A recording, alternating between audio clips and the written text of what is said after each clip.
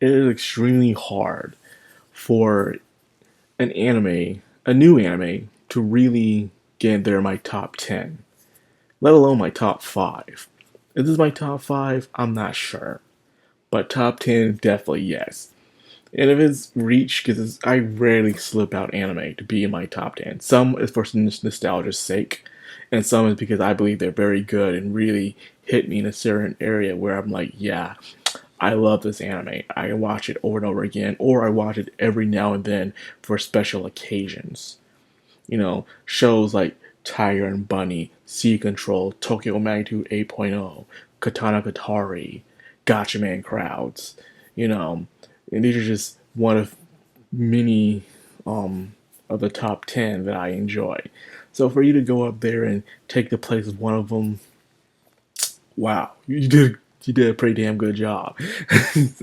And this one's one of them, and that is Rascal Doesn't Dream series. You've probably seen it from Rascal Doesn't Dream of Bunny Girl Senpai. But it didn't start with that. There's also Rascal Doesn't Dream of Dreaming Girl. Rascal Doesn't Dream of Sister venturing on her own. And the recent series that came out, Rascal Doesn't Dream of Santa Claus. So if you haven't watched this series, you're probably thinking, what's up with the Rascal Doesn't Dream series? It's because this series is evolved around theoretical science, from Schrodinger's cat to quantum mechanics to the theory of relativity and so on and so forth, the power of observation. So many things that I love that take science fiction, but not into a very out there kind of way, but a more subtle and yet psychological way, which I really do enjoy with this series. So the main character is Sakuta, a high school boy with a bad reputation, where certain things that happened to him in the past. And one day he was in the library and he sees a girl that no one can see that's wearing a bunny outfit. So no one's reacting to her as she wears this very peculiar outfit inside of a library. But for some reason, he can see her. The power of observation. And turns out she is suffering from a thing called puberty syndrome, or you can also call it adolescent syndrome. It's a thing that happens among girls where they go through some sort of triggered moment in their life that causes them to have this weird power or curse that causes them to go through some type of science fiction panic. Maybe doppelgangers, time looping, time travel, body switching, going invisible, of course, and even mental scars and memory loss. There's so many things that happen in this show where Sakuta takes up the mantle to solve every girl's problem with puberty syndrome. And each story can be interesting to downright bittersweet, man. First of all, is Mai. Mai seems to be an older classman who's also a model and a TV actor as well. And she seems to be good at everything, but she has a rocky relationship with her family. So instead, she, for some reason, caused her to become invisible to most people. But as time goes on, more and more people cannot see her. So Sakuta does his best to help her out. But there's other things going on. From a kunai who pretty much is going through the same time loop over and over again because they can't move forward for a certain thing. She is what they call Laplace's demon, someone who has the ability to loop time, to someone he admires, who shows up every now and then to question whether or not they're not a figment of their imagination.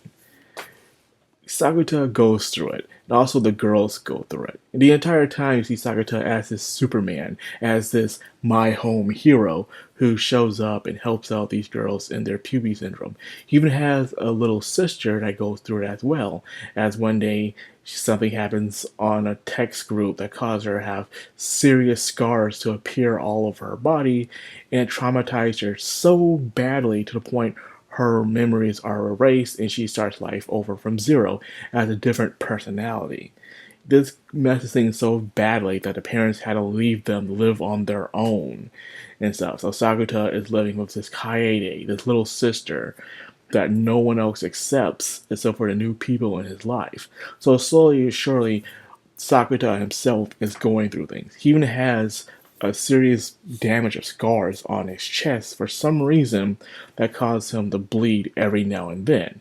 How he get these scars, you won't find out until the freaking movie. Yes, there are movies of this. There's two movies, I believe, and an OVA that's out. From this one is Rascal Does Not Dream of Bunny Girl Senpai, and then there's two movies of Rascal Doesn't Dream of Dreaming Girl and Rascal Doesn't Dream of Little Sister venturing on their own. So let's start off with Bunny Senpai. In this one, he deals with different kind of girls things, from best friends to sister, you could say sister-in-laws in a way, and to her own little sister as well, and even new best friends as well that he interacts with. Each one having their own problems, and they must solve their problem by dealing with their own emotional turmoil. And then the power slash curse will go away. So this guy seems like a superhero, and he's always there helping out everybody all the time. But when he needs help, seems like no one there, even his lone love interest, can't seem to help him. He's always in this kind of situation where he just can't seem to get out of. And when you see him break, he breaks, man. And it's sad to see, because you see this dude who acts like a Superman to all these characters.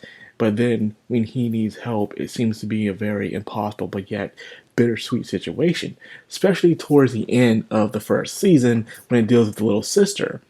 You know, imagine your little sister loses a relative you care much about, you look after, loses their memory after a traumatic experience. They start life completely different. The world rejects this person because it's not the person they know. But however, you know them because you took care of them, and they rely on you and stuff. So you live your Monday life accepting this, and you enjoy it, you know? You have others who come to accept that person that you're taking care of. But then one day that person decides to, I want to change. I want to do better as well. I can't stay in the same state anymore. So they're trying their best, despite their traumatic experience, to improve and move on with their lives. But however, by doing this causes them to revert back to who they once were. You may think that's a good idea, but what becomes of the person that was there right now? They disappear. So it's a very sad experience for Sakuta. And the thing I realized in this series, every time Sakuta is in a very deep down moment, this mysterious girl shows up who helps him through his emotional turmoil, who brings him out of the darkness every single time, that becomes his crush. And he even sees her as a middle schooler one day, which he doesn't know why, but she's just there. So a lot more mysteries are unsolved at the end of this season one. But then comes along the movie. Oh god, the movie. I'm not doing this emotion because the movie's bad. The movie's freaking amazing. The movie's amazing. It's just that what you have to witness and what you have to go through watching what Sakuta has to go through as a dude who's just a nice guy all around. Dude, the feels will come hitting you every single time. I kid you not. That's what it is when it comes to this movie, man. I was watching this movie late at night, and I was like, oh my gosh, man, this dude's going through it and stuff. You get your answers, your questions answered in this movie when it comes to a certain character and what is their ability. But at the same time, it's that question is how far are you willing to save someone as well? Are you willing to save someone to sacrifice someone else? Or are you willing to save someone to sacrifice yourself? Is there a way to do it without no one being sacrificed? Or what sacrifice must you make in order for everyone to get at least a decent, happy ending? What is it that you have to do? And Sakuta has to find these answers. And boy, these answers are not easy, because each choice he makes leads to some sort of terrible, terrible outcome, which damages them and the people around them all the time. And oh boy, he does find his answer, and it's bittersweet. And the ending just has me just, yo. I barely choke up. When I do, oh boy, man, this movie, it puts you in the ringer, man. you you're not gonna survive out this one unscathed. I guarantee you that, man. This movie just really puts you through it. And then there's the one about the little sister as she's learning to move on with her life. This one was very mid. It was okay. It was just a special to see what the little sister's doing now that she is. She has some feelings and emotions of her previous life that she lived as the traumatic sister Kaede as she's trying to move on and trying to put her life back together. So the movie was okay, but it was nowhere good as Dreaming Girl. All I'm saying is, some say you should watch Dreaming Little Sister movie before you watch Dreaming Girl. No, watch Little Sister movie after Dreaming Girl, so that way you feel a little bit better about yourself. If you even think about watching Dreaming Girl last, your heart will be a blender, and you'll leave just completely heartbroken. And things do get better in the movie. It's just still the things that they had to go through to get to that outcome. It's just, oh man. I know I'm buttering this up so much, but only because I really did enjoy this anime. And now that I'm finally up to date, I can't wait to go and watch season 2, which is airing now in sub and dub. So here I go. All I gotta say left is that Sakuta is a very unique and nice main character. He is a nice guy all around, but he isn't a pushover. He's a guy with sly remarks, extreme sarcasm, and he has a very smart guy like personality where he always has to put in input to tick people off all the time. He knows when he's beat and he's not afraid to use cheap tactics to get what he wants. And he's not afraid to speak his mind either. So once again, you get these main characters that you rarely see anymore in these days in anime and manga. And all I gotta say is thank goodness for Sakuta. And also his love interest, Mai, is also very nice, where she isn't a tsundere. She's just a very girl with an uptight personality that sometimes gets cute when she slips up or chokes up when certain things happen in a way. She tries to be the older senpai that she's supposed to be, but realizing every now and then she has her falling points. So that's also nice to watch.